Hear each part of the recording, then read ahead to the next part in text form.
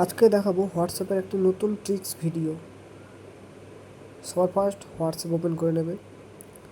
তারপরে তোমাদের চলে আসতে হবে আপডেট অপশানে। আপডেট অপশানে ক্লিক করার পরে তোমরা দেখতে পাবে লেআউট বলে একটা অপশান, ওখানে ক্লিক করবে। তারপর তোমাদের পছন্দের 4টি ফটো সিলেক্ট করে নেবে। সিলেক্ট করে নেওয়ার পরে এখানে বিভিন্নভাবে ফটোগুলো তোমরা বসাতে পারো, তোমাদের পছন্দ মতো অনুযায়ী বসিয়ে নেবে।